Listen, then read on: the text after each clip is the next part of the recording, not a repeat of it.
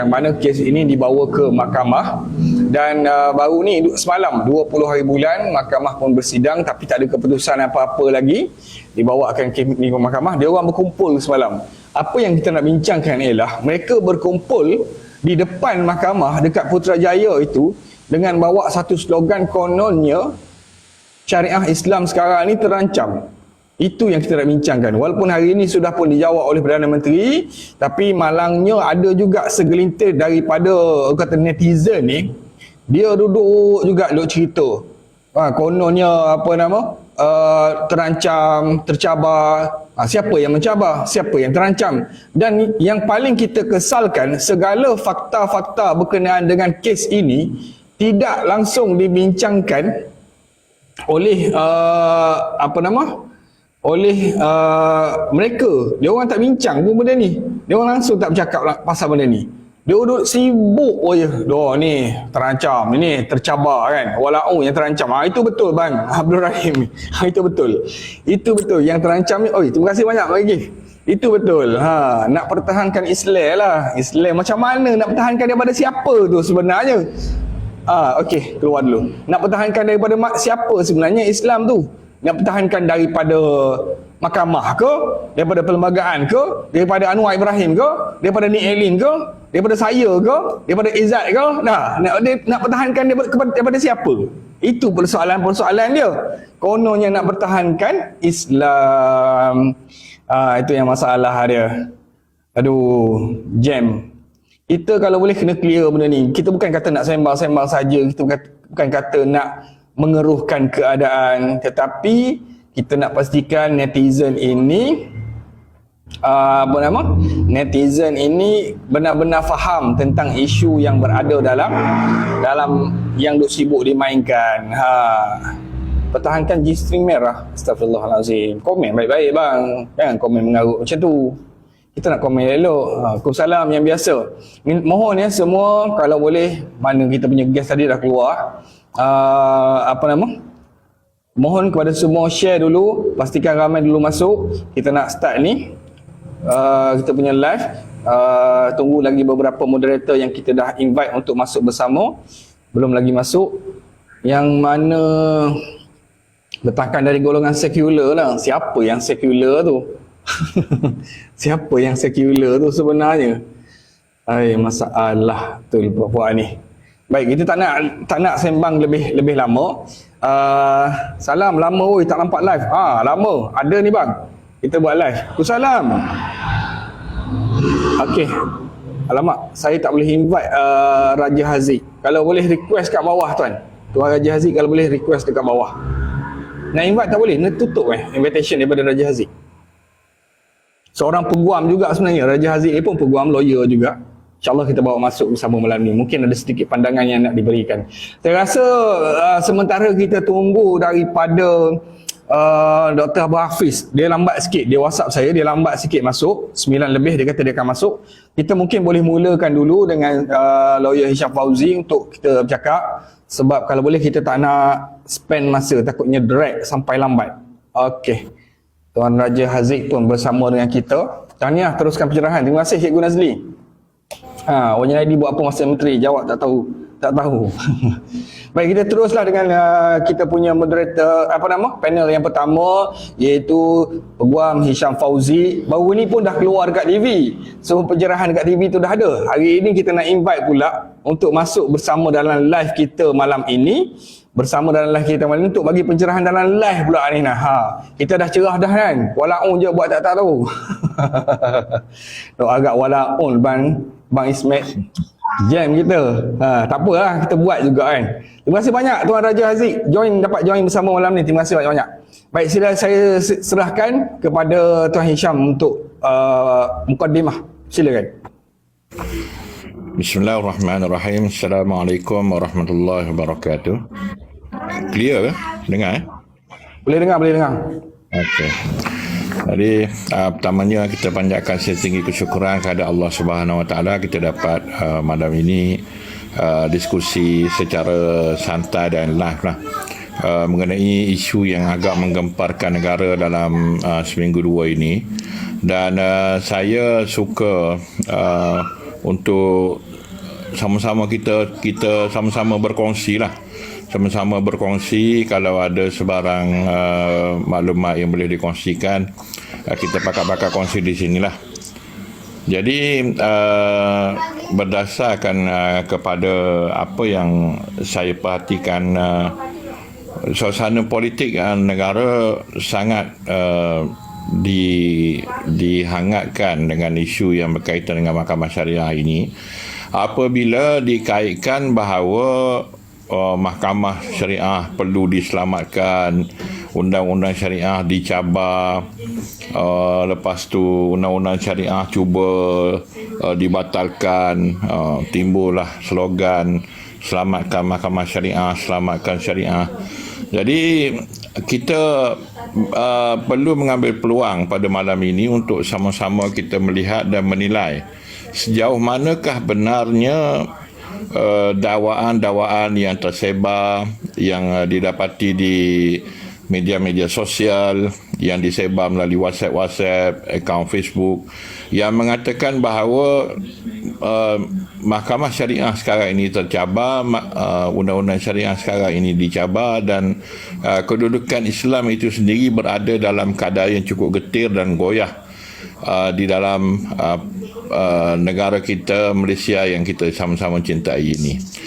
Tuan-tuan dan puan-puan sekalian, sebelum saya teruskan dengan perbincangan kita pada malam ini, saya ingin membawa sedikit senario awal kes ini, yang mana kes ini telah pun difailkan pada 25 bulan 5 2022.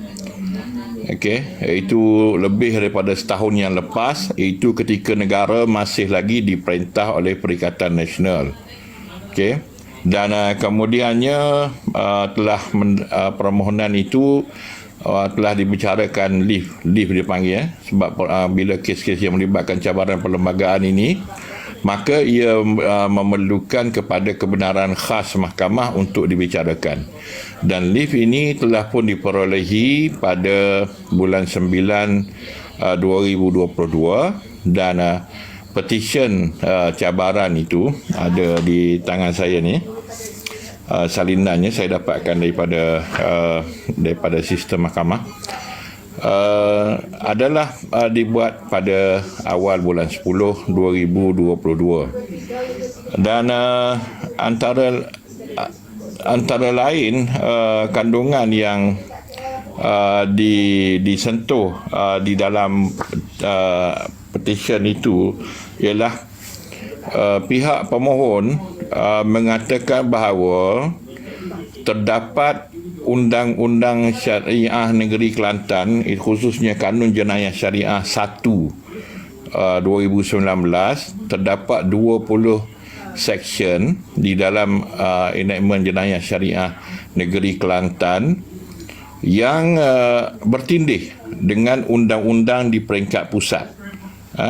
Antara yang disebut ialah pertama, section 5, dakwaan palsu di bawah enactment Jenayah Syariah Negeri Kelantan, yang dikatakan bertindih dengan dengan section 124 I Kanun Keseksaan, yang mana dalam enactment Kanun Jenayah Syariah Negeri ada, dan dalam Kanun Keseksaan yang diluluskan oleh Parlimen pun ada. Okey. Kemudian kesalahan yang section 11, memusnahkan atau mencemarkan tempat ibadah. Ini section 11 dalam enactment Jenayah Syariah Negeri, dan dalam Kanun Keseksaan section 295. Begitu juga dengan kesalahan yang biasa dirujuknya ialah berkaitan dengan kesalahan liwat. Kesalahan liwat ini section 14 di bawah enactment Kanun Jenayah Syariah Negeri, yang mana dikatakan bertindih dengan section 377C Kanun Keseksaan. Okey. Apabila bertindih itu satu, hukuman dia berbeza. Kalau di mahkamah syariah, berdasarkan Akta Bidang Kuasa Jenayah Mahkamah Syariah, maksimum mahkamah syariah boleh jatuhkan hukum ialah 3 tahun penjara, 5,000 denda dan 6 sebatan. Ini berbeza, macam contoh Seksyen 377C liwat yang saya sebut tadi. Hukuman yang boleh dikenakan ialah hingga 20 tahun penjara dan juga dengan sebatan. Maksudnya, yang dikatakan sebagai bertindih itu ialah kalau seseorang itu melakukan kesalahan liwat, kalau dituduh di mahkamah syariah, maka maksimum dia kena penjara ialah 3 tahun penjara. Kalau dia dituduh di mahkamah sivil, mahkamah jenayah sivil, maka dia boleh dihukum dengan penjara 20 tahun dengan sebatan. Baik, jadi kadang-kadang dia timbul isu dan persoalan. Sebagai contoh, kalau seorang yang melakukan hubungan liwat, seorang beragama Islam manakala seorang lagi beragama bukan Islam, mahkamah syariah hanya boleh membicarakan kes-kes yang melibatkan orang Islam. Jadi orang yang meliwat tadi bolehlah dituduh di mahkamah syariah dengan hukumannya kalau didapati bersalah 3 tahun penjara. Akan tetapi bagi seorang lagi yang terlibat dalam permainan itu, dia akan dituduh di mahkamah sivil. Hukuman penjara dia 20 tahun. Jadi bagaimana tu? Kalau orang lihat on the surface, orang kata tak adil lah. Orang Islam kena 3 tahun saja. Orang yang bukan Islam yang buat kesalahan yang sama boleh kena sampai 20 tahun. Jadi perkara-perkara pertindihan inilah yang sedang dinilai dan sedang dilihat oleh mahkamah pada hari ini. Di dalam kes yang sedang berlangsung, yang sedang berlaku di mahkamah pada hari ini, dia bukanlah membincangkan tentang sama ada liwat itu salah atau tidak. Bukan. Dia bukanlah membincangkan sama ada membuat dakwaan palsu itu salah atau tidak. Bukan. Liwat tetap haram, tetap berdosa, tetap salah. Cuma hendak dibicarakan di mahkamah mana? Mahkamah sivil kah atau mahkamah syariah yang lebih wajar dibicarakan, atau dia boleh wujud secara serentak di mahkamah sivil dan mahkamah syariah? Jadi perkara inilah yang telah dibawa ke mahkamah dan 23 orang peguam. Sebelum ini 22, semalam tambah lagi seorang. 23 orang peguam telah terlibat di dalam kes ini, dan kita tengok sana pun ada 9 orang hakim yang paling kanan dalam Malaysia ini diketuai oleh ketua hakim negara sendiri, mendengar hujah-hujah daripada 23 orang peguam yang mewakili berbagai pihak. Bukan sekadar peguam yang mewakili pemohon, bukan sekadar peguam yang mewakili kerajaan negeri Kelantan, tetapi juga peguam-peguam yang mewakili majlis-majlis agama yang lain, seperti Majlis Agama Islam Negeri Sembilan, Majlis Agama Islam Negeri Kelantan, Majlis Agama Islam dan Adat Istiadat Melayu Negeri Terengganu. Ada banyak yang majlis agama yang terlibat, dan ada juga daripada Persatuan Peguam Muslim Malaysia, daripada PGSM, Persatuan Peguam Syar'i Malaysia, kemudian daripada Badan Peguam Syar'i Wilayah Persekutuan, daripada wakil daripada badan daripada Majlis Peguam. Jadi berbagai pihak turut masuk menghantar peguam masing-masing dalam memberi pandangan di dalam kes ini di mahkamah. Jadi apabila terdapat dalam keadaan begini, maka saya sukalah untuk kita sama-sama mengingatkan diri kita bahawa adalah lebih wajar dan lebih baik untuk kita menyerahkan kepada mahkamah, supaya mahkamah dengar dengan baik, supaya kita tunggu dan lihat keputusan yang akan dibuat oleh mahkamah nanti, dan nanti kita boleh boleh buat tindakan lanjut daripada sana. Okay. Sebab kalaulah kita mengambil tindakan terburu-buru, menuduh orang tu, menuduh orang ni, apa pun kita tak dapat. Sebab sekarang ini macam contoh Kerajaan Persekutuan sendiri melalui MAWIP, Majlis Agama Islam Wilayah Persekutuan, masuk sebagai peguam di dalam kes itu. Okey. Jadi tindakan-tindakan yang sewajarnya mengikut lunas perlembagaan, mengikut lunas perundangan telah pun diambil, dan perkara itu telah pun berjalan, dan kes itu telah pun selesai dihujahkan di mahkamah. Cuma mahkamah sekarang ini menangguhkan untuk mendapatkan untuk memberi ruang kepada hakim untuk berbincang, meneliti semula semua hujah-hujahan yang telah dibuat, dan nanti mahkamah akan memberikan satu tarikh untuk keputusan, yang mana kita harapkan keputusan itu nanti akan memberi penjelasan bagaimanakah kedudukan undang-undang yang bertindih ini. Adakah ianya benar-benar bertindih? Adakah ianya merupakan bidang kuasa secara bersama, negeri boleh buat, di peringkat federal pun boleh buat, ataupun ia adalah hak eksklusif Kerajaan Persekutuan berdasarkan kepada jadual 9 Perlembagaan Persekutuan yang meletakkan jenayah sebagai bidang kuasa Kerajaan Persekutuan. Sekian, saya selesai dulu untuk round yang pertama. Terima kasih. Baik, terima kasih banyak Tuan Syah Fauzi. Ada soalan daripada bawah ini, antaranya daripada Dr. Hafizah, iaitu Yang Berhormat Dr. Hafizah, Ahli Dewan Undangan Negeri Kota Lahore. Apa maksud kompetensi DUN Kelantan sebagai penggubal undang-undang syariah dipertikaikan? Jadi kita simpan, pegang dulu soalan tu. Tuan Hisham jangan respon lagi. Kejap lagi kita nak bagi Dr. Hafiz dulu respon, bagi mukadimah, kemudian baru Tuan Hisham akan respon kepada soalan Dr. Hafizah. Baik, saya dipersilakan Dr. Abu Hafiz untuk mungkin sedikit mukadimah berkenaan dengan apa kita bincangkan, iaitu syariah tercabar. Betul ke kedudukan syariah Islam tercabar? Apa yang dicabar? Siapa yang mencabar? Siapa yang dicabar? Dipersilakan Dr. Abu Hafiz. Bismillahirrahmanirrahim. Assalamualaikum warahmatullahi wabarakatuh. Alhamdulillah wassalatu wassalamu ala Rasulillah, amma ba'd.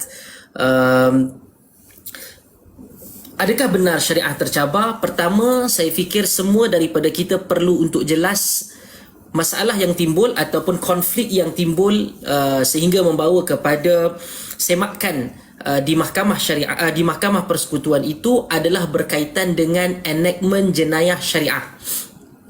Enactment jenayah syariah berbeza dengan syariah Islam. Enactment jenayah syariah itu tidak semestinya untuk mewakili syariah Islam. Kerana apa yang disebutkan, apa yang disebutkan di dalam enactment jenayah syariah itu adalah banyak juga di dalamnya adalah menyentuh berkaitan dengan urusan-urusan pentadbiran. Hukuman-hukuman terhadap kesalahan-kesalahan pentadbiran. Contoh adalah orang yang pergi menikah di Siam dan kemudian balik ke Malaysia dan ingin mendaftarkan dan tidak mendapat kebenaran bertulis itu dan ini, maka dia akan diberikan hukuman, sama ada termasuklah selalunya adalah berkaitan dengan denda. Jadi untuk difahami adalah apa syariah itu, apa yang tertulis di dalam Al-Quran dan juga As-Sunnah, dan kemudian dicanai, dibincangkan oleh para sarjana, para ulama melalui ijma', qiyas dan yang lain-lain. Maka tatkala enactment jenayah syariah ini perlu untuk berada di dalam kerangka mahkamah persekutuan. Okey, jadi apa yang berlaku, sama ada kes Iki Putra ataupun kes yang sedang berjalan di mahkamah persekutuan sekarang, ia adalah pihak yang menjadi mangsa itu pergi kepada mahkamah persekutuan dan bertanya bahawa adakah kes ini ataupun kesalahannya itu boleh untuk dibicarakan dan dihukum dan dijalankan di mahkamah syariah. Kes Iki Putra, kerana kes ini telah pun selesai, maka secara undang-undangnya maka tidak ada masalah untuk kita bincangkan. Kes Iki Putra adalah berlaku di Selangor. Tatkala kesalahan yang dibuat memang kesalahan itu salah daripada segi syarak, daripada segi hukuman sivil sekalipun, iaitu mereka melakukan satu pesta seks yang melibatkan sejenis, gender yang sejenis, dan juga kemudian disahkan ataupun dibuktikan bahawa wujudnya kesalahan liwat di situ. Maka dia ini telah pun dihukumkan di mahkamah syariah, dijatuhkan hukum. Maka dia pergi ke mahkamah sivil, dia pergi ke mahkamah persekutuan nak tanya tentang reality check, sama ada kes dia itu boleh berjalan ataupun sebenarnya betul ke dia dihukum di mahkamah syariah. Di sini perlu untuk kita tahu, bukan keputusan yang diletakkan oleh mahkamah persekutuan itu yang menyatakan bidang kuasa itu adalah bidang kuasa mahkamah sivil bermaksud mahkamah persekutuan menghalalkan liwat itu. Tak, seperti mana yang saudari Hisham sebutkan tadi. Ini selalu digunakan oleh orang-orang agama dalam parti-parti politik, dalam NGO, yang akan merubah naratifnya dengan menyatakan, oh yang ini adalah untuk sesuatu untuk dihalalkan. Dah, mana-mana orang yang menghalalkannya itu boleh membawa kepada kerosakan pada akidah dan iman. Sebab menghalalkan benda yang diharamkan oleh Allah itu adalah perkara yang boleh membatalkan iman. Semua tahu. Tetapi hakim-hakim mahkamah persekutuan itu bukan pergi menilai hal itu daripada sudut hukum hakam. Tak. Mereka menilai daripada apa yang terletak di dalam perlembagaan persekutuan. Perlembagaan persekutuan ada, dan dia akan menilai keputusan itu berdasarkan apa yang telah ditetapkan dalam perlembagaan persekutuan. Maka ia tak boleh sama sekali untuk menyalahkan hakim-hakim, kerana hakim-hakim itu akan menilai daripada perlembagaan persekutuan.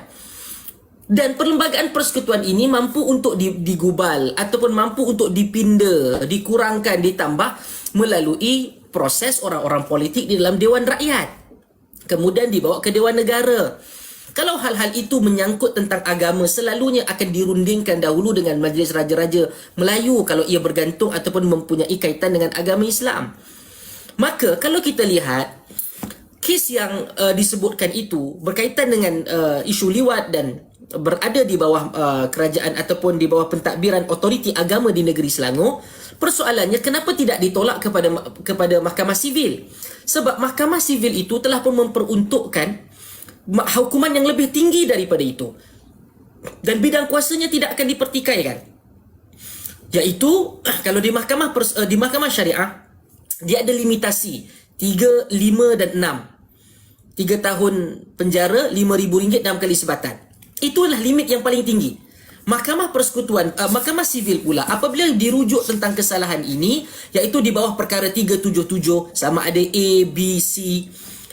Kalau katakan dengan sukarela itu boleh mencapai maksimum 20 tahun dengan sebatan. Kalau dengan paksaan yang menyerupai rogol, dengan paksaan itu tidak boleh di bawah daripada 5 tahun, mesti 5 tahun dan ke atas sehinggalah kepada 20 tahun. Bermaksud isunya apa? Isunya bukan tentang Islam dicabar, keabsahan dan kebenaran Islam itu ingin dicairkan, dileburkan, tidak. Isunya adalah isu technicality. Okey? Dan ini pernah juga berlaku sebelum-sebelum daripada ini, pemerkasaan berkaitan dengan mahkamah syariah, kuasa mahkamah syariah, peluasan kuasanya bagus. Tapi semua kita di sini tahu ketika itu telah berlaku jawatan kuasa bersama antara pusat dan juga negeri Kelantan dalam RUU 355 sebagai contoh. Sehingga kan ada cadangan ketika itu untuk menaikkan sebatan sampai kepada 100. Tetapi tak kala adanya private bill yang diletakkan ataupun yang diusulkan oleh Marang, maka sebahagian ahli akademik yang terlibat di situ menyatakan bahawa terbubar dan rosak roadmapnya tersebut. Maka ini tadi saya juga didatangi oleh wartawan menanyakan hal tersebut, hal yang sama. Dan ada yang bertanya sama adakah ini termasuk ada catur-catur politik ke dan bagaimana. Siapa yang membaca daripada awal? Membaca daripada awal, bukan kes ini secara independen, secara tunggal. Kalau yang lain-lain, kita bimbang kalau ianya adalah sebagai komoditi dan modal politik untuk ke depan-depannya nanti. Yang itu kita tidak mahu, dan kita tahulah orang politik sebahagian itu yang ingin mengambil laba ataupun menjadikan komoditi politik itu memang ada kepentingan-kepentingan, tetapi kepentingan yang kita ada adalah menjelaskan kepada majoriti rakyat yang berada di atas pagar, yang bukan ahli politik, yang bukan ahli parti politik, yang ingin mendapatkan penjelasan yang sebenar. Isunya bukan menilai ataupun bukan ingin bercakap tentang sama ada hukum Islam itu okey ke tidak, betul ataupun tidak, bukan. Dan hakim-hakim itu pun saya yakin mereka adalah mukmin dan mukminah, muslim dan muslimah yang baik. Okey, kerja mereka adalah melakukan pertimbangan ataupun perbandingan di antara enactment ataupun kuasa penggubalan di peringkat DUN dan juga ruang kuasa yang diberikan dalam perlembagaan persekutuan. Kalau orang kata kenapa tak diluaskan, maka tanyalah kepada ahli-ahli parlimen anda yang bercakap di atas pentas, kenapa dalam jangka masa puluhan bulan yang berada di situ tidak berfikir. Amat menduka cita kan, apabila ada yang sehingga menyatakan bahawa dia tak tahu langsung, terkejut, baru tahu. Ini bukan semakan undang-undang kali pertama, ada banyak lagi. Walaupun sebelum-sebelum ini ditolak kerana kesalahan-kesalahan teknikal, tetapi ini bukan kali pertama ianya dibawa ke Mahkamah Persekutuan untuk dilakukan semak ulang. Sama ada dia nak melakukan reality check, ianya betul berada dalam kuasa, dalam bidang kuasa yang diperuntukkan oleh Perlembagaan Persekutuan kepada Dewan Undangan Negeri ataupun tidak.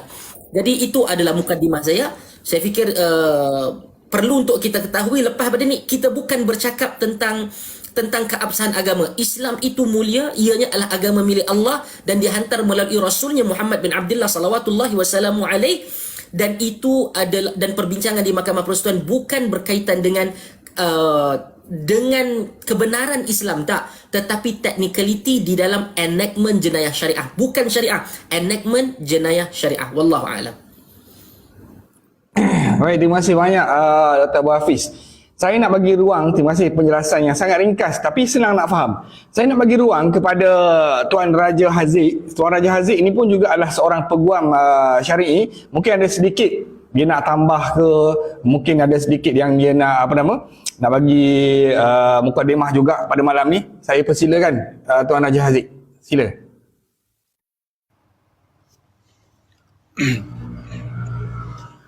Auzubillahi minasyaitonirrajim. Bismillahirrahmanirrahim. Alhamdulillahirabbil alamin wassalatu wassalamu ala asyrafil anbiya wal mursalin wa ala alihi sahbihi ajma'in. Bismillahirrahmanirrahim. Terima kasih kepada Cik Afnan dan kepada dua panel yang telah memberikan pandangan sebentar tadi. Saya fikir apa yang telah disampaikan oleh Tuan Hisham dan juga Dr. Abu Hafiz sudah meliputi banyak aspek berkenaan dengan, saya fikir, kekeliruan lah, sama ada sengaja ditimbulkan ataupun memang genuine di kalangan masyarakat kita yang masih belum ada awareness yang betul-betul jitu terhadap undang-undang syariah ni. Terutama sekali cabang-cabang undang-undang di Malaysia ni. Jadi saya tengok dalam komen-komen ni pun masih lagi dalam keadaan kita sedang memberikan penerangan ni pun, yang di mana subjek matter penerangan kita ni yang kedua-dua panel sebelum ni dah nyatakan bahawa ini bukan isu mempertikaikan hukum syarak, tetapi hanya perbincangan ataupun semakan terhadap undang-undang yang saya fikir partly procedural dan juga ada undang-undang substantif yang disemak. Saya suka gunakan istilah semak sebab bila kita guna istilah mencabar undang-undang tu, nampaknya di kalangan rakyat kebanyakan ada satu tanggapan yang negatif, seolah-olah dia kata kita ni mencabar mahkamah syariah, mencabar undang-undang ataupun hukum syarak. Jadi saya tak nak menambah lebih panjang, cuma saya fikir apa yang berlaku ni adalah satu satu perkara yang menunjukkan masyarakat kita masih lagi belum betul-betul faham di mana letak duduknya undang-undang syariah, undang-undang sivil, di mana yang dikatakan undang-undang yang termaktub dalam perlembagaan, undang-undang yang termaktub dalam enactment jenayah syariah negeri-negeri. Jadi saya fikir nombor satu, saya harap pada malam ni kita berjaya merungkailah benda ni sebanyak mungkin kepada masyarakat terbanyak, terutama sekali bila kita bincangkan isu ini. Ia melibatkan semua yang di belakangnya tu ada perkataan Islam, orang Islam, persatuan Islam, pertubuhan Islam, ya. Jadi banyak yang terlibat tu menggunakan perkataan-perkataan Islam ini, dan kita harap diskusi kita malam ni boleh memberikan pencerahan bahawa, sekali lagi saya tekankan, tidak ada siapa yang mencabar hukum syarak, tidak ada siapa yang mencabar keabsahan mahkamah syariah yang sudah sedia terbentuk di negara ni, dan pembentukan mahkamah-mahkamah di Malaysia ni pembentukan mempunyai punca kuasa yang jelas, yang bukan saya katakan tidak boleh dicabar, bukan saya katakan tidak boleh dipersoal, mempersoal, menambah baik, meminda, ini semua perkara biasa sebenarnya dalam dunia undang-undang.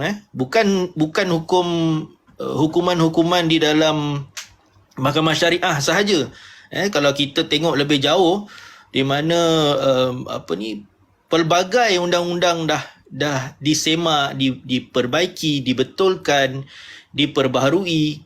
Malah undang-undang tertinggi dalam negara kita ni pun, iaitu Perlembagaan Persekutuan, itu pun melalui pelbagai pindaan-pindaan supaya ianya kekal relevan dengan keadaan semasa. Manusia, rakyat kita semakin bertambah, pelbagai konflik yang konflik baru, isu-isu baru yang timbul. Jadi saya fikir tidak ada kesalahannya apabila ada segelintir ataupun sekumpulan warga negara Malaysia yang mempunyai hak untuk bersuara dalam bertanyakan soalan, ya. Dari kalau kita gunakan istilah layman ni, bertanyakan kepada mahkamah soalan-soalan undang-undang bahawa adakah Dewan Negeri Kelantan, Dewan Undangan Negeri Kelantan mempunyai, kalau saya gunakan pinjam soalan Dr. Hafizah tadi, mempunyai kompetensi. Adakah mereka ni mempunyai kelayakan untuk menggubal such undang-undang tu di dalam Dewan Undangan Negeri. Dan saya fikir ada lagi pusingan-pusingan yang selepas ini, tapi secara umumnya saya katakan begitu.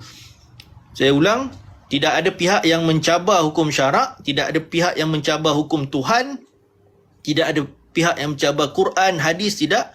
Apa yang ditanyakan oleh dalam kes yang lebih khusus ni, iaitu kes ni Elin ni, adakah Dewan Undangan Negeri Kelantan mempunyai kelayakan untuk menggubal sebahagian undang-undang yang telah digubal pada tahun 2003 berkenaan, yang seperti mana dinyatakan oleh Tuan Hisham tadi, mempunyai pertindihan.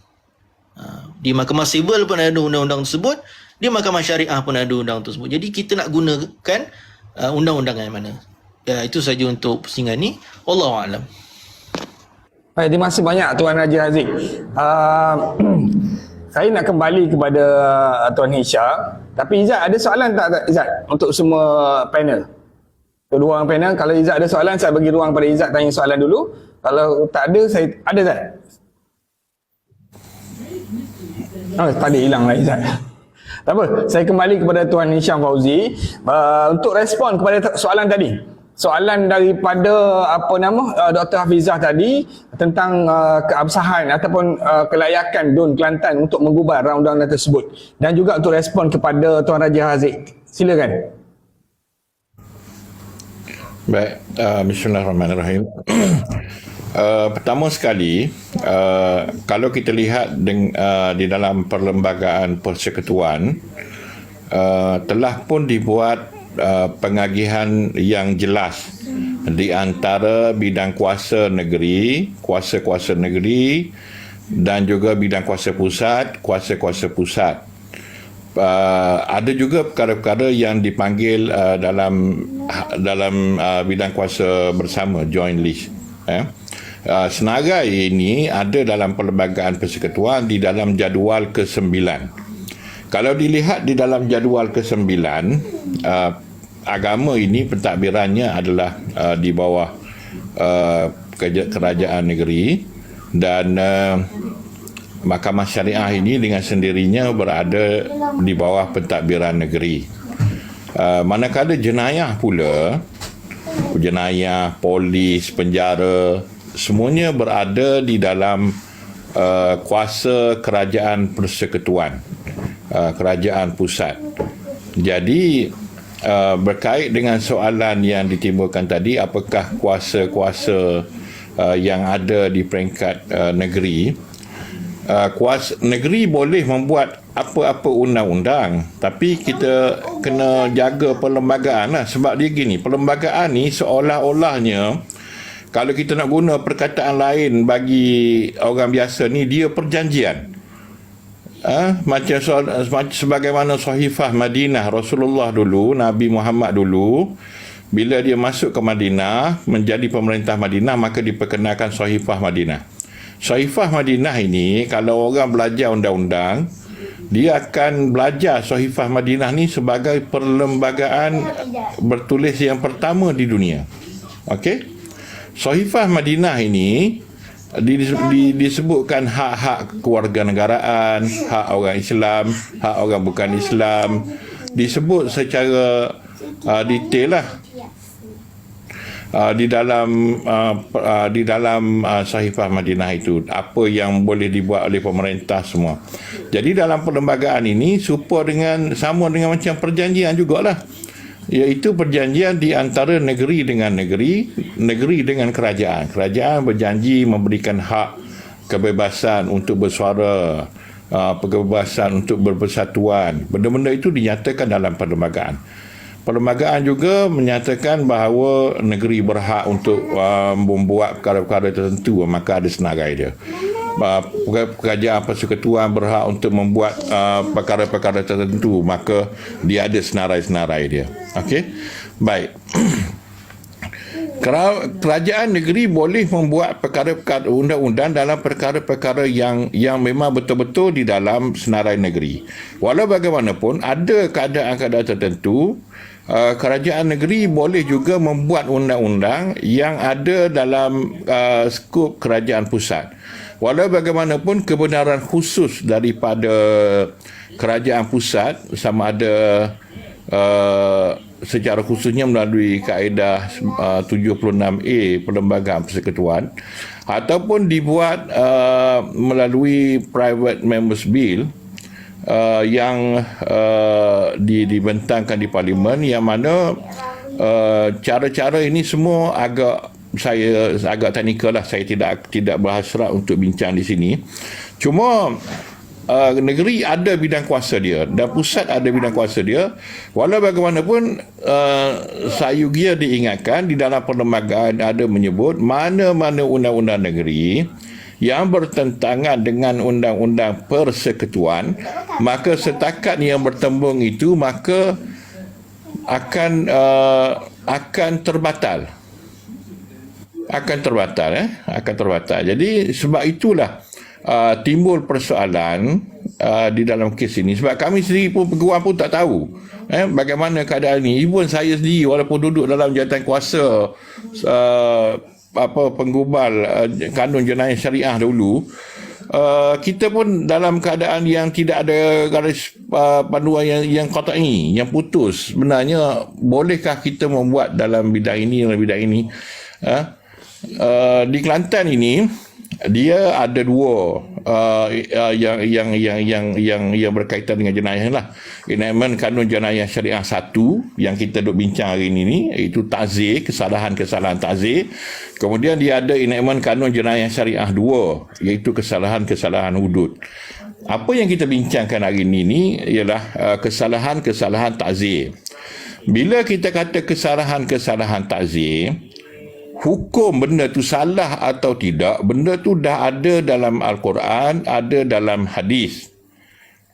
Liwat memang haram, muncikari jadi buaya memang haram, bersumpah palsu memang haram, tipu timbangan memang haram. Akan tetapi dalam syarak, dalam kitab-kitab fiqh, dia tidak menetapkan kes ini wajib dibicarakan di mahkamah syariah, tak boleh dibicarakan mahkamah sivil. Yang membezakan di antara mahkamah syariah dan mahkamah sivil ni kita manusia. Manusia yang buat mahkamah sivil, mahkamah syariah. Yang membezakan dua perkara ini. Kalaulah benda itu contohnya menipu timbangan.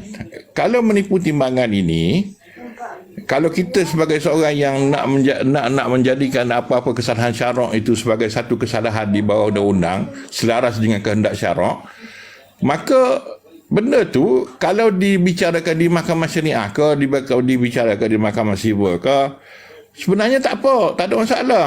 Asalkan benda tu salah, asalkan benda itu mendapat hukuman sebagaimana yang ditetapkan syarak. Sebab tu dalam permohonan yang ada di hadapan kita di dalam kes ini, dia bukan permohonan untuk menghalalkan liwat, dia bukan permohonan untuk membatalkan hukum syarak, dia bukan permohonan untuk membenarkan menipu dalam menimbang, membenarkan lepas ni muncikari, tak apa dah.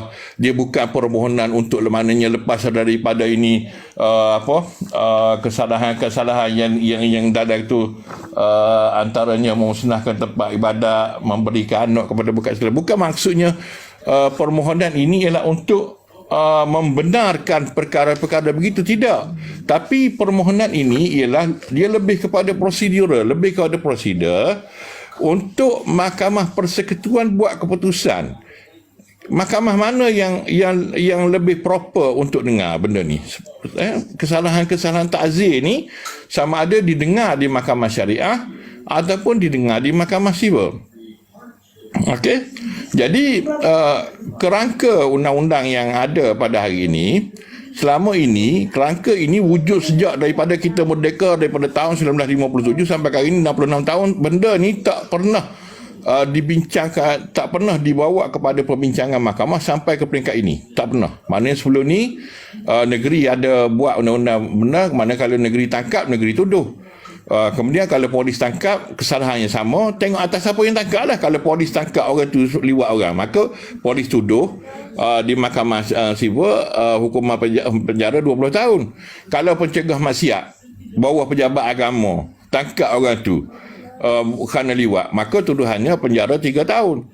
Dia jadi gitu. Jadi benda ni dia seolah-olahnya untuk satu kesalahan tu ada 2 hukuman. Jadi kita ialah apabila zaman kita berubah, bergerak ni semua, kita kena lihat manakah yang lebih menepati keadilan, manakah yang lebih menepati kehendak agama. Dibicarakan di mahkamah sivil ke mahkamah syariah, bagi saya bukan isu yang putus, yang wajib di dalam agama Islam. Kesalahan liwat dibicarakan di mahkamah syariah ke, dibicarakan di mahkamah sivil ke, benda tu tetap haram, benda tu tetap berdosa dan benda tu tetap salah dari segi undang-undang. Cuma macam saya sebut tadi lah, kalau bawah undang-undang sekarang, kalau dibicarakan di mahkamah syariah, maka hukumannya 3 tahun penjara, RM5,000 denda, 6 sebatan. Tapi kalau dituduh di mahkamah sivil, bawah Seksyen 377 tadi, maka penjara hukumannya ialah penjara 20 tahun dengan sebatan. Okey? Jadi saya rasa sedih dan rasa duka cita lah bila jumpa macam-macam dakwaan, kononnya sekarang ini kerajaan tak berbuat apa-apa, sedangkan orang dalam usaha nak membatalkan syariah, sehingga kan ada pemimpin parti yang mengatakan sekarang ini dah apabila memohon untuk membatalkan undang-undang syariah maka serupa nak mohon nak membatalkan Al-Quran dan Al-Hadis. Ini semua adalah analogi yang tersasar, analogi yang salah, kefahaman yang salah diajarkan kepada masyarakat. Apa yang berlaku sekarang ini, kerajaan Malaysia bagi saya telah pun mengambil tindakan sewajarnya. Menteri Agama telah pun melantik MAWIP, Majlis Agama Islam Wilayah Persekutuan, untuk masuk sebagai sahabat mahkamah, sama-sama memberi hujah dari segi mahkamah, supaya mahkamah dapat melihat isu ini dengan jelas dan dapat membuat keputusan. Dan sekarang ini kita sendiri sebagai ahli masyarakat, kita kena faham sekarang ini bukan permohonan untuk membatalkan hukum Islam. Sekarang ini ialah permohonan untuk menentukan mahkamah mana lebih sesuai untuk mendengar kes-kes takzir ini. Kerana dalam Islam tidak pernah diletakkan dalam mana-mana kitab fiqh ataupun dalam Al-Quran ataupun secara qat'i dalam hadis bahawa kes kena bicara depan mahkamah syariah, tak boleh bicara depan mahkamah sivil. Sebab sistem ni semuanya ialah dibuat oleh manusia. Sebab tu dulu pada tahun 2015, semasa saya dalam jawatan kuasa perlaksanaan syariah, pada masa itu kerajaan Malaysia di bawah Datuk Seri Jamil Khair sebagai Menteri Agama pada masa itu telah menubuhkan satu jawatan kuasa untuk perlaksanaan syariah dan hudud di peringkat persekutuan. Pada masa itu 6 orang wakil daripada kerajaan Kelantan telah dilantik dan 12 wakil daripada kerajaan pusat telah pun dilantik pada masa itu. Saya adalah salah seorang yang merupakan wakil daripada kerajaan Kelantan pada masa itu masuk dalam jawatan kuasa. Salah seorang daripada wakil kerajaan persekutuan dalam mesyuarat kami itu, semua sekali 18 orang tadi, dalam jawatan kuasa itu 6 wakil kerajaan negeri Kelantan, 12 wakil kerajaan pusat itu, ada wakil daripada Jabatan Peguam Negara, ada wakil daripada Bukit Aman Polis, ada wakil daripada Mahkamah Syariah, ada wakil daripada Mahkamah Sivil, ada wakil daripada Jabatan Penjara, ada wakil daripada penasihat undang-undang parlimen, 12 orang daripada pusat, 6 daripada kerajaan negeri Kelantan bincang pada masa itu bagaimana kita nak mengangkat martabat mahkamah syariah, bagaimana kita nak melaksanakan undang-undang syariah dalam konteks Malaysia. Antara cadangan, ini yang saya nak sebut, antara cadangan yang diberikan oleh salah seorang bekas hakim mahkamah rayuan yang menjadi ahli mesyuarat pada hari itu, dia bagi pandangan, dia kata kita ni nak laksana syariah pada hari ini, nak undang-undang jenayah syariah pada hari ini, mana lebih baik? Kita buat enactment jenayah syariah ke yang asing, kita buat enactment jenayah syariah yang asing ke, ataupun kita pindah sahaja kanun kesesaan, undang-undang jenayah yang dah ada di Mahkamah Sivil, supaya hukuman dia tu menepati hukum syarak.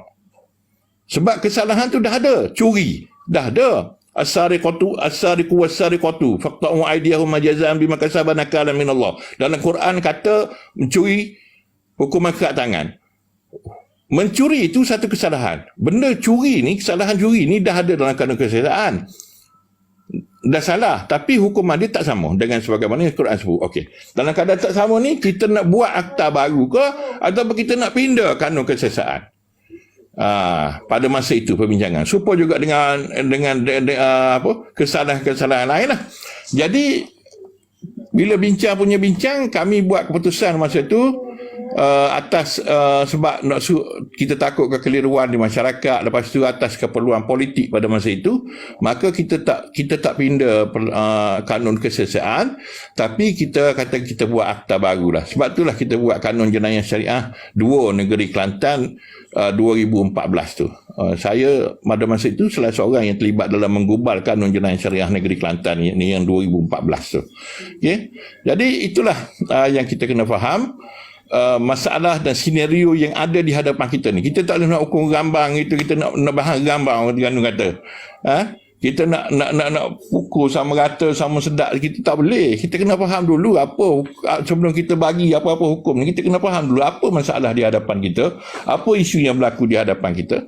Jadi kalau nak sentuh mengenai kompetensi kerajaan negeri, maka selama mana kerajaan negeri masih bertindak di dalam ruang lingkup jadual ke-9 Perlembagaan Persekutuan, maka masih lagi undang-undang itu berada dalam ruang lingkup, dan hujah peguam-peguam yang mewakili kerajaan negeri Kelantan ialah apa yang mereka buat masih lagi dalam ruang lingkup perlembagaan.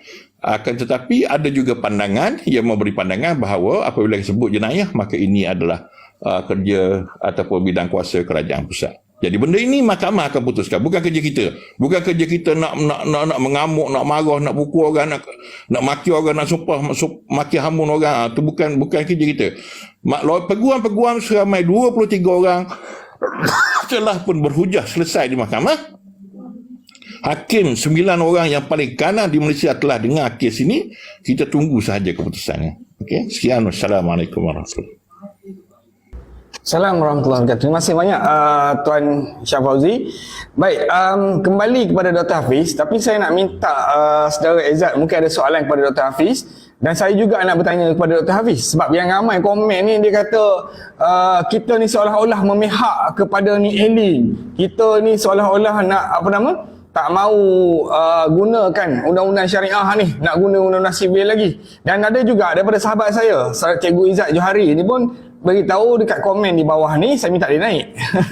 Dia kata undang-undang sivil untuk umat Islam, undang-undang syariah untuk umat Islam, undang-undang sivil untuk bukan Islam. Dia kata mudah, itulah jawapan dia sebenarnya.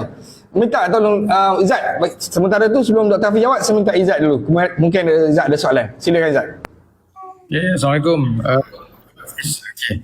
Soalan saya berkenaan dengan kenyataan yang dibuat oleh Pemuda PAS di dalam satu poster di mana mereka telah berjaya di Selangor. Okey, dan sekarang ini akan berlangsung di Kelantan. So ni kita nak tanyalah kepada Dr. Abah Hafiz, ataupun kalau Tuan Lawyer Hisham boleh jawab berkenaan dengan soalan saya ni. Apakah yang telah berlaku untuk perlembagaan syariah, undang-undang syariah di Selangor yang mereka kaitkan dengan apa yang telah berlaku pada hari ini? Sebab mungkin ada orang yang mungkin tak tahu kan apa yang mereka cuba kaitkan dengan isu yang telah berlaku di Selangor. Terima kasih. Baik, okey, silakan Dr. Hafiz. Baik, ada banyak persoalan-persoalan inilah yang selalunya penting untuk kita jawab, kerana secara soalan itu nampak agak simple dan tetapi memerlukan jawapan.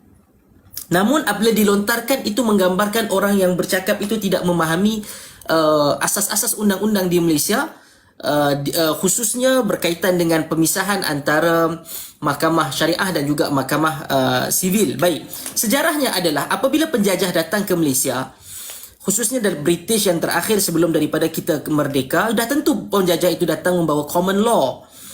Tapi dalam waktu common law itu juga mereka memberikan ruang untuk agama dan adat istiadat Melayu itu ditadbir melalui undang-undang di bawah istana ataupun sultan ataupun ketua agama, raja di sebuah negeri. Namun selepas daripada merdeka, wujudlah ataupun telah pun diabsahkan, diterima oleh semua stakeholders, raja-raja Melayu, oleh parlimen, oleh semua yang terlibat ketika itu, untuk menjadikan dokumen tertinggi rujukan bagi Malaysia itu adalah Perlembagaan Persekutuan. Baik, itu yang mereka sepakati. Maka berjalanlah dalam Mahkamah Persekutuan itu, dalam perlembagaan itu memisahkan bidang kuasanya kerana mengekalkan apa yang telah pun dipersetujui sebelum merdeka dan selepas merdeka. Dan selepas daripada merdeka, dan itu telah pun dipersetujui bukan sahaja kerana ianya datang daripada penjajah, tetapi ia datang daripada konsensus persetujuan stakeholders ataupun pemegang taruh di dalam negara itu sendiri. Baik, kemudian ada persoalan, dah batal law. Kenapa batal law yang baik?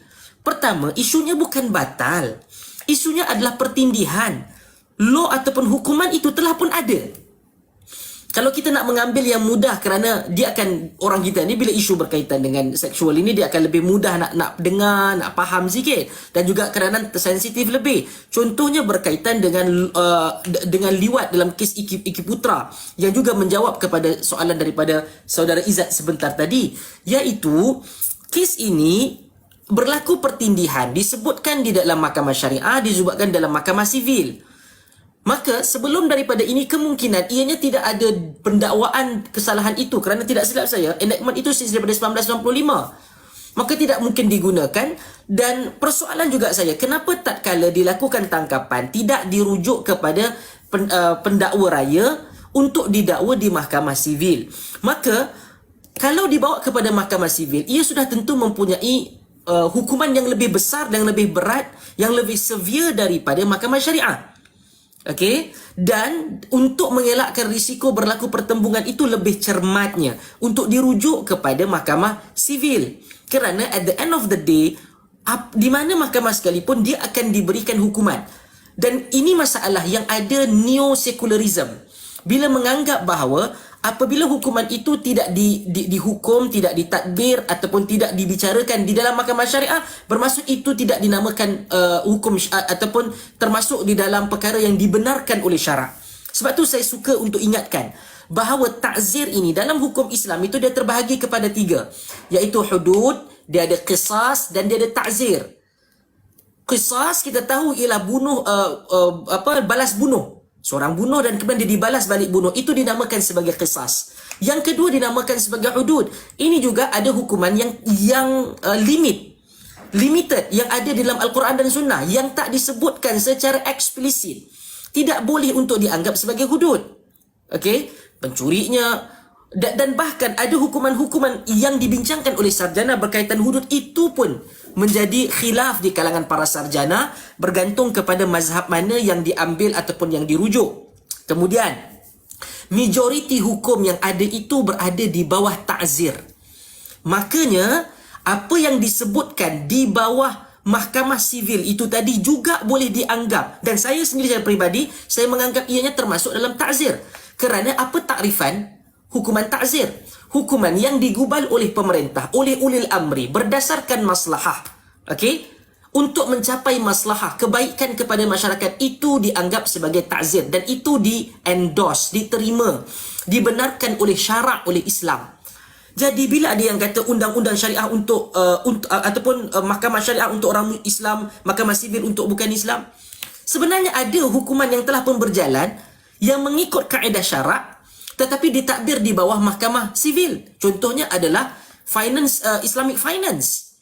Islamic finance tidak dibicarakan di bawah mahkamah syariah, tetapi rujukannya melalui Bank Negara Malaysia itu kalau berlaku pertikaian dan sebagainya dibawa kepada bukan mahkamah syariah, itu boleh dan memang sedang dan berjaya. Sebab itu apabila ada yang cuba untuk menyatakan apa yang dibicarakan, dihukumkan di mahkamah syariah, di mahkamah sivil itu bukan Islam, ini sebenarnya adalah satu wajah baru sekular. Wajah baru sekular. Selama mana ianya tidak bercanggah dengan syarak dan itu dibenarkan dan itulah takrifan bagi ta'zir, kenapa perlu untuk dianggap sebagai bukan Islam ataupun bukan syar'i? Oleh yang demikian, apabila disebutkan berkaitan dengan isu berkaitan dengan Iki Putra itu, adakah ia runtuh? Soalan kita nak katakan ianya dihukum ataupun kita nak kata ia mesti dihukum oleh kita? Kalau sivil hukum, sivil bicara dan hukum itu bermaksud bukan syariah, dan ia kalau katakan kita yang hukum dibicarakan dalam mahkamah kita baru dianggap sebagai syariah, yang itu kita ada masalah di dalam pemikiran, masalah di dalam ada bau-bauan sekularisme, kerana kita menganggap yang itu sahaja Islam, yang selain daripadanya tidak Islam. Yang ini isu yang berbeza. Maka isu yang menyangkut berkaitan dengan syariah seperti yang kononnya diangkat oleh pemuda PAS, mereka telah berjaya di Selangor. Persoalannya, kenapa anda tidak pertama, mereka telah berjaya di Selangor. Kalau mereka nak gunakan naratif politik, soalan saya, ianya berlaku ketika kalian menjadi pemerintah di peringkat pusat, ketika kalian memerintah sebagai kerajaan federal di sana. Saya tak pasti sama ada ketika kes itu berjalan, Susah Agung kalian adalah menteri undang-undang ataupun telah bertukar kepada menteri yang lain. Okey? Jadi di sini kalau nak main politik, kita boleh main politik, tetapi adakah akhirnya permainan politik itu hanya menjadi ding-dong 50 tahun?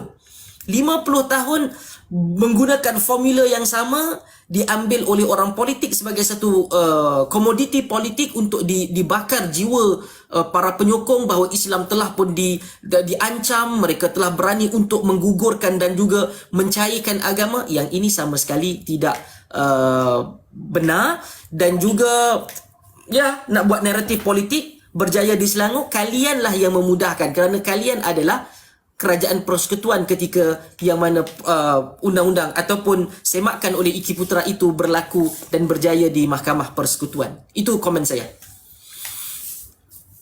Terima kasih banyak Dr. Abang Hafiz. Saya nak turun kepada Abang Ridwan. Lama Abang Ridwan duduk saja ni. Dah nak mati sebab dia kena potong dia sendiri. Kejap. Lepas tu Bising, kejap kita buang dulu. Abang Ridwan, kalau ada soalan dipersilakan bang. Kepada siapa? Tuan Hisham ataupun Dr. Abang Hafiz? Bismillahirrahmanirrahim. Saya ada dua soalan kepada Tuan Hisham Fauzi dan Dr. Abu Hafiz. Soalan pertama saya kepada saudara Hisham Fauzi. Jikalau Mahkamah Sivil dan Mahkamah Syariah ada dua unit pendakwa raya yang berbeza, apakah kayu ukur yang membolehkan pesalah liwat itu dihukum di Mahkamah Sivil ataupun di Mahkamah Syariah? Dan adakah penentu pendakwa raya itu menuduh mereka di Mahkamah Sivil ataupun Syariah ini adalah disebabkan siapa yang membuat tangkapan? Ya, dan soalan kedua saya pada Dr. Abu Hafiz, adakah kita nampak Mahkamah Sivil subjugate Mahkamah Syariah? Adakah kerana hukuman Mahkamah Syariah yang tidak berapa berat? Adakah perlu Mahkamah Syariah itu perlu disama tarafkan hukumannya dengan Mahkamah Sivil, barukah Mahkamah Syariah itu baru nampak kuat di mata masyarakat? Itu soalan saya, Tuan. Halas. Okey. Halo, boleh dengar? Ya, silakan Tuan Hisham. Okey. Kalau mengikut amalan yang dilakukan sekarang ni, sesuatu kes itu akan disiasat oleh jabatan yang menangkap dia. Kalau pencegah maksiat menangkap orang melakukan hubungan liwat, maka dia akan didakwa dia akan didakwa di Mahkamah Syariah lah. Dia akan didakwa di Mahkamah Syariah. Dan kalau polis yang tangkap, maka dia akan didakwa di Mahkamah Sivil. Cuma saya sebagai seorang peguam ni, saya rasa agak canggung sebenarnya bila kita kata Mahkamah Syariah, adakah bermaksud mahkamah satu lagi itu tidak syar'i? Benda ni kita kena faham. Dia bukanlah maksudnya bila kita kata ada punya mahkamah syariah, maka satu lagi itu adalah mahkamah yang tidak syar'i lah. Dia sebenarnya tidak gitu. Dia benda ni dia wujud kerana kita ni asalnya mewarisi sistem perundangan daripada Inggeris. Dulu kita ada set undang-undang yang kita ambil daripada Inggeris berdasarkan kepada Civil Law Act dulu. Kita ambil undang-undang yang ditinggalkan oleh British. Kemudian apabila kita merdeka dah sampai 66 tahun, sudah beratus, sudah banyak undang-undang baru diperkenalkan, pindaan-pindaan dibuat, maka kita sudah membentuk rupa susuk perundangan kita yang tersendiri.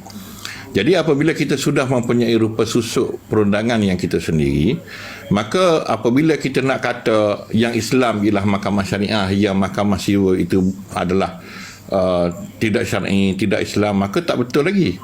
Tak betul. Sebab contoh di mahkamah dadah ni haram ke tak? Contoh dadah ni haram. Dadah ni haram. Ni sebab dia adalah benda-benda yang memabukkan. Baik. Benda-benda yang memabukkan ini, dia masuk dalam kategori kalau benda yang macam dadah ni, sebab dia tidak sabit dengan qat'i dari segi tidak seperti minum arak, kesalahan minum arak syuruk. Ada ulama kata masuk dalam bawah syuruk, tapi ada ulama kata tak masuk. Okey. Baik. Maka dia masuk ada pandangan ulama kata benda ni dia duduk dalam ta'zir. Apabila dia duduk dalam ta'zir, maka dia boleh dibicarakan di mahkamah. mahkamah sivil pun. Sebab istilah mahkamah sivil, mahkamah syariah ni kita yang buat.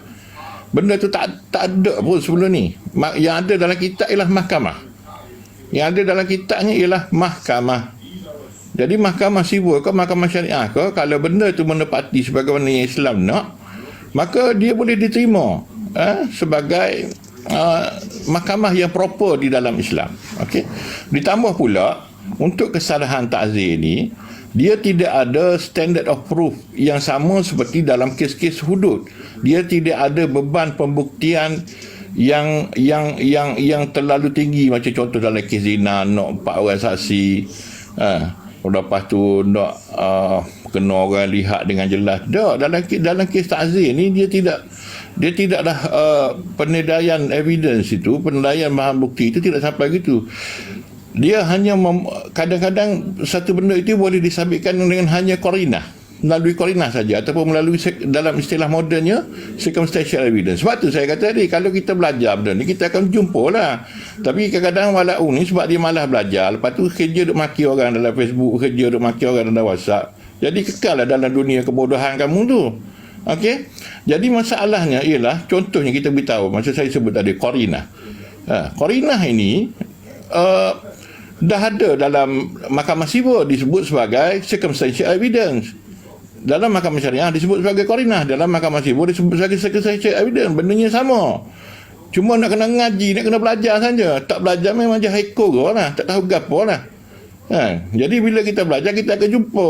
Bila kita belajar kita akan jumpa. Sebab tu saya, walaupun saya seorang lawyer civil, saya tak buat kes jenayah pun, saya tak buat kes mahkamah syariah pun, tapi saya dilantik oleh Kerajaan Kelantan dulu, duduk dalam Jawatankuasa Syariah Negeri Kelantan untuk buat enactment kanun jenayah syariah Negeri Kelantan. Sebab kita kena memahami, kita faham dua-dua makna nature jenayah mahkamah sivil dan nature jenayah di mahkamah syariah.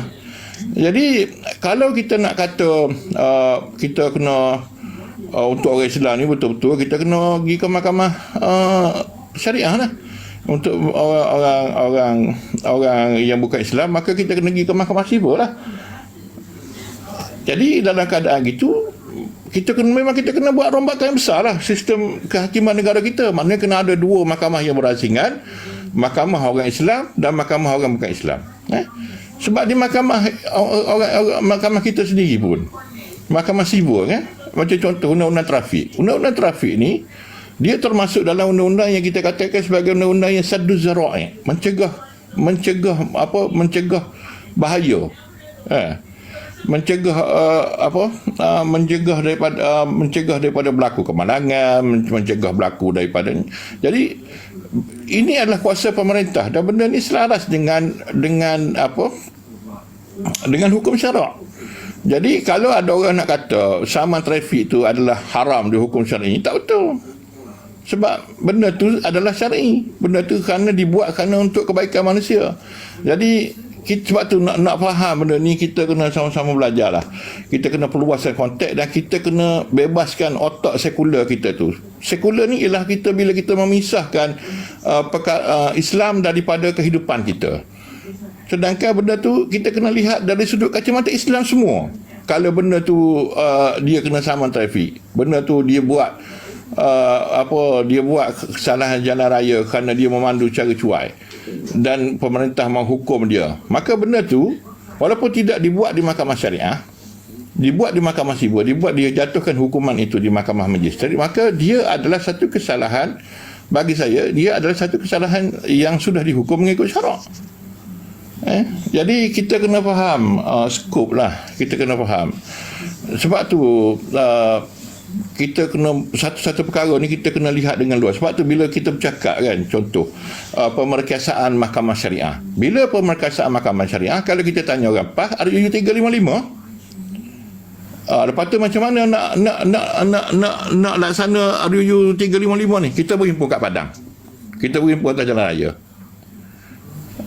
Benda ni PAS buat dah berhimpun dah dulu, pakai baju purple, sewa bas, berhimpun di Padang. Ada hari ni 355 jadi undang-undang negara? Tak ada.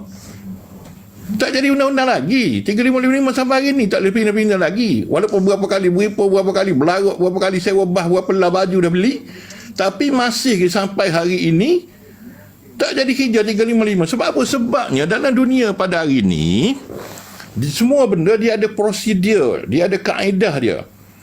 Dan codification of Islamic law, ada satu subjek, ada satu bab ngaji di undang-undang. Kalau kita masuk nak ambil undang-undang sekarang ni, salah satu perkara yang kita akan belajar, dia panggil subjek tu mana codification of Islamic law. Bagaimana kita nak codify, bagaimana kita nak mengkanunkan, taknin, nak mengkanunkan. Sebab dalam Quran sebut azaniyatu wazani fajlidu kulla wahidin minhuma mi'ata jaldah. Orang perempuan dan orang lelaki yang berzina, maka hendaklah disebab belakang mereka sebanyak 100 kali. Baik, sebab tu sebab dengan batang nyapu ke, sebab dengan batang nyuk, batang kelapa ke, sebab dengan batang pinai ke, sebab dengan apa kayu, batang kayu ke, nak sebab dengan rotan ke, benda-benda tu semua kita ulama-ulama fiqh bincang semua dah. Dan bila ada perbincangan, maka kita kena ambil pandangan yang paling rajih. Kita kena jadikan sebagai akta, convert benda tu daripada daripada basisnya ayat Quran, campur dengan dalil-dalil, baca perbahasan ulama, tukar benda tu jadi akta. Bila jadi akta, maka akta itulah yang nak dikuasa-kuasa tu. Kita kena bincang juga, okey, akta ni nak dikuasa di mana, nak laksana di mana, bagaimana kita nak laksana. Jadi proses codification of law ini adalah satu proses yang bagi saya adalah satu benda yang perlu difahami secara detail lah. Jadi kita sebagai orang awam ni cukuplah untuk kita fahami bahawa nak melaksanakan Quran dan hadis ini bukan sekadar kita melalui hamasah saja, melalui semangat, melalui gelombang gelora jiwa, semangat kita tu, takbirlah derah mana pun, kalau kita tidak melaksanakan benda yang betul, kita tidak buat melalui kaedah yang betul, tetap kita tak boleh nak buat perkara-perkara untuk baiki kedudukan mahkamah syariah. Macam PH tahun 2015, Pakatan Harapan pada tahun 2015 kita telah cerakinkan, kita pecahkan pembangunan mahkamah kepada pembangunan hakim. Pembangunan hakim pada masa itu kita hantar pergi kerusuh ke Ma'had Al-Ali Lil Qudha untuk belajar cara-cara jatuh hukum, cara-cara tulis penghakiman, bagaimana cara nak dengar kes, bagaimana cara nak membuat catatan. Hantar sebulan kerusuh dekat Saudi, di Saudi. Pada masa kita perintah 22 bulan dulu, PH perintah 22 bulan dulu. Kemudian yang kedua, kita juga telah untuk peguam, kita buat akta guaman syar'i 2019. Lepas tu untuk pendakwa, kita buat plan untuk tubuh Jabatan Pendakwaan Syar'i Malaysia. Lepas tu kita tambah tingkatan mahkamah sebagaimana di negeri Perak. Kita kaji semula perjawatan-perjawatan, kita wujudkan mahkamah fast track untuk hadanah dan juga nafkah. Itulah langkah pemerkasaan mahkamah syariah. Sedangkan PN yang sibuk nak belarak hari ni, yang sibuk nak buat perhimpunan hari ni, cuba cek, cuba Google sepanjang mereka jadi kerajaan 33 bulan dulu, apa yang mereka buat untuk bangunkan mahkamah syariah. Ada tak satu akta, even satu akta diluluskan oleh mereka? Ada tak yang berkaitan dengan mahkamah syariah? Tak ada. Tak, saya cari. Kalau cari, saya boleh, tuan-tuan boleh cari sekarang. Saya boleh berkata dengan yakin tidak ada. Mereka hanya bercakap saja, mana dalam kes Iki Putra mereka gagal berbuat apa-apa. Dalam kes Ni Elin ini pun yang difailkan pada bulan 5 2022, masa mereka masih dalam kerajaan, mendapat izin untuk dibicarakan di mahkamah pada bulan 9 2022, mereka tak buat apa-apa. Apabila petition difailkan pada bulan 10 2022 pun mereka tak buat apa-apa. Dah setahun kemudian, ni tahun 2003, bulan 11 2023, barulah Islam terancam, mahkamah syariah terancam, syarak sedang dipermain, kita kena bangkit, kita kena ni, kerajaan gagal bertindak buat apa-apa. Kenapa kerajaan tak buat apa-apa? Jadi hari ni baru nak bising, hari ni baru nak bersuara. Selama ni kamu buat apa? Masa kamu jadi menteri, kamu buat apa? Kenapa kamu tidak bertindak semasa kamu mempunyai kuasa? Tapi pada hari ini, macam-macam itu tak kena, ini tak kena. Jadi tukang kritik. Jadi sedangkan masa kuasa di tangan kamu, saya tak dapat cari satu benda pun. Saya Google, saya cuba juga nak tengok. Tak ada. Tak ada. Jadi saya harap rakyat Malaysia sedar tentang permainan politik mereka ni lah. Boleh jawab bila wartawan tanya, saya tak tahu. Tak tahu. Jadi Menteri Kabinet tiap-tiap minggu meeting hari Rabu, ada meeting Kabinet, semua benda dibawa ke dalam mesyuarat Kabinet, dibentang dalam mesyuarat Kabinet. Tiba-tiba kita hari ni kata kita tak tahu. Mudah jadi menteri macam tu. Saya nak jadi menteri macam tu. Jadi itu saja. Sekian, terima kasih. Baik. Dia masa sebelum ni kalau tanya kenapa tak buat, oh kami ada niat nak buat. Berapa kali niat tak tahulah dia. Apa jenis niat pun kita tak tahu. Terus kepada Dr. Abang Hafiz untuk respon pada soalan tadi, silakan. Baik, soalannya lah mahkamah sivil mungkin mengganggu mahkamah syariah. Sebenarnya isu ini tak timbul sekiranya di peringkat awal tak kala ianya digubal. Mereka yang menggubalnya di peringkat negeri tahu bahawa risiko untuk berlaku pertembungan ini akan muncul. Contohnya adalah daripada sudut kita sebut berkaitan dengan isu dengan mudahlah kerana dia ada kes yang ada di hadapan kita, iaitu kes liwat. Kalau dia dah tahu liwat itu adalah di bawah bidang kuasa mahkamah sivil, kenapa dimasukkan dan dijadikan sebagai peruntukan ataupun enactment di dalam bawah mahkamah syariah? Dia perlu tahu bidang kuasa itu yang diberikan oleh perlembagaan persekutuan pertama, dan yang kedua dia perlu lihat juga kepada kanun keseksaan, penal code. Ada tak benda tersebut? Kalau ada dua keadaan yang berbeza, ini di kalangan sarjana Muslim moden pun dia berbincang dan dia bertanya ataupun mereka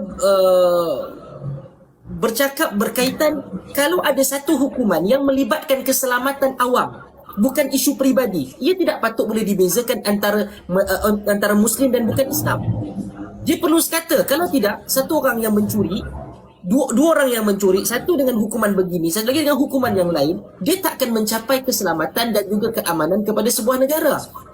Kalau isu-isu berkaitan dengan peribadi, itu ya. Dan adakah ianya satu isu yang akan mahkamah sivil mengganggu? Jawapan saya tidak. Kalau pembuat undang-undang di peringkat awal faham isu ini akan muncul. Satu. Kedua, kita nak sama ratakan. Hakikatnya memang berlaku sama rata di dalam bidang kuasa masing-masing. Mahkamah sivil tak boleh masuk campur untuk isu berkaitan dengan faraid sebagai contoh. Isu faraid memang jelas-jelas adalah di bawah mahkamah syariah. Kalau nak dibawa kepada mahkamah sivil akan membuat keputusan dan sepatutnya buat keputusan bahawa ini bukan bidang kuasa kami. Itu terjadi satu kes di Pulau Pinang. Mahkamah Tinggi memutuskan bahawa perkara yang dirujuk kepadanya itu tidak mempunyai bidang kuasa bagi mahkamah sivil untuk membicara dan menghukum dia. Maka mereka faham pemecahan bidang kuasa. Maka ada soalan tadi, saya pun terbaca, nampaknya mungkinlah walaupun yang diserang oleh saudari Syam tu kan, okey, berkaitan dengan kenapa tak perkasakan. Inilah masalah dia. Dia main ding-dong. Saya nak bagi tahu, kes Iki Putra yang didakwa di Mahkamah Syariah Selangor dan kemudian diputuskan keputusannya oleh Mahkamah Persekutuan bahawa enactment itu tidak berperlembagaan ataupun bercanggah dengan perlembagaan persekutuan, diputuskan pada 25 Februari tahun 2021. Kes itu diputuskan oleh Mahkamah Persekutuan pada 25 Februari 2021. Letakkan ataupun garis bawahkan benda dengan jelas supaya kalian yang tak bersetuju, yang maki hamun apa semua ini, untuk jelas bahawa kes itu diputuskan di peringkat persekutuan pada 25 Februari 2021. 2021 Perikatan Nasional masih lagi menjadi kerajaan. Siapa menteri undang-undang dia? Adalah Taqiyuddin Hasan. Dia menjadi menteri undang-undang bagi kerajaan Perikatan Nasional pada 10 hari bulan Mac 2020 sehingga 16 Ogos 2021. Kes itu diputuskan pada 25 Februari, dia habis menjadi Menteri Undang-Undang pada 16 Ogos 2021. Persoalan, ketika ianya telah pun diputuskan dalam jangka masa lebih kurang dalam 6 bulan itu, kenapa anda tidak berfikir untuk meminda mana-mana peruntukan dalam perlembagaan Malaysia bagi meluaskan lagi apa yang kuasa bagi mahkamah syariah itu, okey, bahkan bagi tak ada limit seperti mana private bill oleh marah pada sebelum pilihan raya umum ke-14 itu. Kenapa tak dilakukan? Okey, dan sekarang kalau katakan Pada masa itu sebenarnya Ustaz, ya, Malah masa tu ada 200 orang peguam apabila lepas pada kes Iki Putra tu, 200 orang peguam telah tanda tangan memorandum serah kepada kerajaan mendesak supaya dibuat sesuatu segera pada masa itu. Akan tetapi kerajaan PN dan menteri yang ada pada masa itu gagal untuk berbuat apa-apa walaupun diberikan memorandum ditandatangani oleh 200 orang peguam pada masa itu. Itu maklumat tambahan. Terima kasih. Dan ada orang tanya saya sehari ataupun 2 hari yang lalu ketika kes ini panas dan ditanyakan, kenapa ketika itu tak jadi isu yang besar? Tak jadi isu yang besar disebabkan pihak yang memerintah itulah yang dahulu akan menjadikan ini sebagai isu-isu perkauman dan keagamaan yang melampau. Kerana yang pihak yang menjadi pembangkang mengetahui bahawa itulah bidang kuasanya, itulah pemisahan kuasanya. Maka kalau katakan nak perkasakan, adakah berlaku sekarang? Ya, diumumkan oleh Perdana Menteri tadi dalam Dewan Rakyat bahawa akan ada satu jawatan kuasa. Ada satu jawatan kuasa yang melibatkan, saya fikir ada bekas ketua hakim syariah ke ataupun saya tak pasti ketua hakim macam mana, memberitahu, memaklumkan bahawa akan bermula pada 4 Disember jawatan kuasa ini akan bekerja bagaimana untuk berlakunya peluasan. Dalam waktu yang sama, yang gagal dilakukan oleh kerajaan ketika itu dan juga mungkin boleh untuk diperbaiki, cadangan saya, bukan sahaja isu tentang peluasan kuasa ini, tuan-tuan. Kita ada kuasa yang besar, kita nak kuasa yang besar, tetapi kita ada vehikel yang sangat-sangat kecil. Tapi ada 2 masalah lah. Yang pertama, kalau bidang kuasa itu kecil, nak bagi hukuman kalau kata sekarang, kesalahan-kesalahan di bawah enactment jenayah syariah yang ada sekarang, apakah kalau nak naikkan contohnya kepada RM300,000 denda, 30 tahun penjara ataupun 100 kali sebatan, apakah hukuman-hukuman yang layak ada pada ketika ini yang sampai 30 tahun? Tak ada. Tak ada. Okey? Dalam waktu yang sama, infrastruktur ataupun struktural kepada mahkamah syariah itu juga perlu untuk diperbaiki. Kalau bercakap berkaitan dengan memartabatkan ataupun pejawatan yang bermaruah, kerana mahkamah syariah ini adalah berada dalam negeri-negeri, dia tak ada di peringkat pusat. Dia bukan macam mahkamah persekutuan keseluruhannya akan paling atas adalah mahkamah persekutuan. Tak, kerana dia adalah kuasa negeri, paling tinggi itu adalah dalam negeri. Okey? Kemudian kalau kita lihat di peringkat mahkamah syariah itu sendiri, ketua hakim syar'i negeri itu jawatannya adalah jusasi. Jusasi itu paling tinggi dia boleh dapat. Jusasi ni dalam mahkamah sivil adalah di peringkat hakim mahkamah session, hakim mahkamah rendah, sama dengan mahkamah syariah. Okeylah, nanti akan adalah isu yang lain-lain, mungkin kata daripada bidang kuasa menguruskan kes yang tidak begitu kritikal. Tapi itulah, nak meluaskan tanpa memberikan latihan. Termasuk juga tadi disebutkan tentang pendakwaan, jabatan pendakwaan. Sebelum ini bahagian pendakwaan itu berada di bawah Jabatan Agama Islam. Dia hanya satu bahagian kecil. Okey? Sekarang ini saya fikir di banyak negeri-negeri mungkin diusahakan since daripada saudara Hisham berada di pejabat Menteri Agama dulu dan mungkin lepas daripada itu juga diteruskan, bahawa adanya satu what we call jabatan khusus. Setandingan jabatan agama itu ada jabatan pendakwaan syariah negeri macam AG berada di pusat, dia hantar ke negeri-negeri. Yang ini ada jabatan pendakwaan khusus untuk syariah. Satu. Kedua, yang belum lagi, semaklum saya, yang di Malaysia jabatan pendakwaan syariah negeri ini ada 2 negeri lagi yang belum lagi buat. Ada lagi 2 negeri, tetapi yang satu lagi belum bergerak adalah jabatan penguatkuasaan syariah negeri. Kerana mereka ini penting. Ketika mana kita nak memartabatkan, yang penguatkuasa inilah yang akan ambil bukti, yang buat tangkapan, yang akan nanti bagi saksi, yang perlu ada logbook, yang kena ada cara-cara, kaedah, semua ni. Apabila diletakkan di bawah satu bahagian, di bawah Jabatan Agama Islam, apa yang berlaku adalah mereka mungkin berkongsi bajet untuk latihan dengan orang-orang lain, dengan bahagian-bahagian lain. Boleh jadi contohnya ada majlis tilawah Al-Quran, dia kena bantu juga. Mungkin jaga keselamatan, mungkin jaga parking, mungkin jaga pendaftaran. Sedangkan kerja dia adalah untuk penguatkuasaan.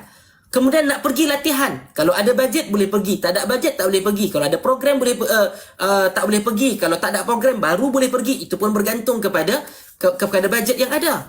Maka di sinilah kalau bagi saya nak perkasakan itu juga bersekali dengan struktural di dalam di dalam mahkamah syariah itu sendiri. Kalau itu peringkat negeri paling tinggi ketua hakim negeri, hakim syariah negeri Jusasi. Kalau bawah mahkamah tinggi 54, 52, 44. Okey, 48. Mahkamah rendah mula dengan 44. Saya ingat kalau ramai yang di sini pun yang tengok mungkin dia punya